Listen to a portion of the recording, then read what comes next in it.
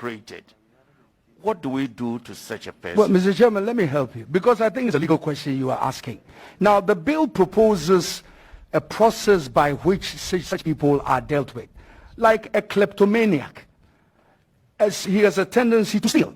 If he is stealing and we say, oh, my brother, this thing you have with psychological, and there's a process of determining the recantation. I'll address that by my lovely sister, Elsa. I'll address in 2 seconds. But there's a process of determining through the court system, during investigation, during arrest, during trial, and all of that, as to whether or not you are in that position. If you then say no, like as I said, kleptomania, you are stealing, but we realize that it is a psychological problem.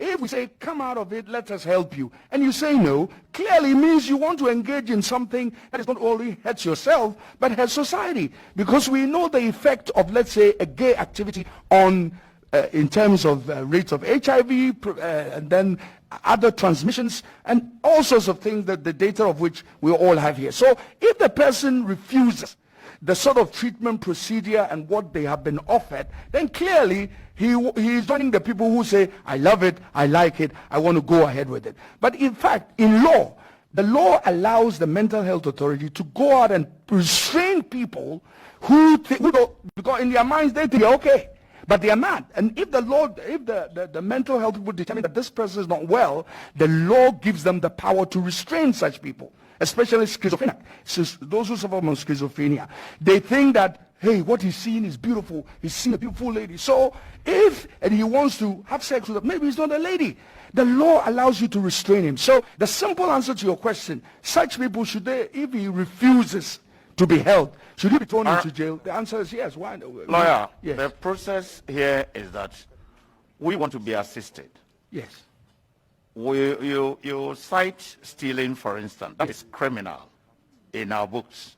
Yes. Now we are yet to decide on whether we'll make this criminal or not. Oh, but we know by Section 104 that gay activities are criminal. And that is, yes, but this one, the bill before us, if you've gone through that, yes, that never talks about 104. Now, the bill before us is proposing, yes, that people who practice this, yes, must be thrown to jail. Medically, we have found out that there are some of them, a minute percentage for that matter, 0.02. At some of the 0.02, it is not their making.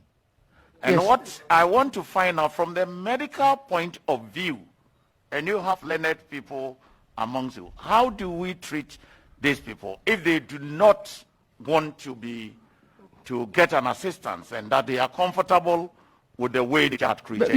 You see, Mr. Chairman, you are working from an assumption. You are saying that if they don't want to get question, what is the percentage? What is the evidence you have that people are going to say, oh, I'm in homosexual activity, but I don't want to be helped? The evidence is contrary to what you're saying.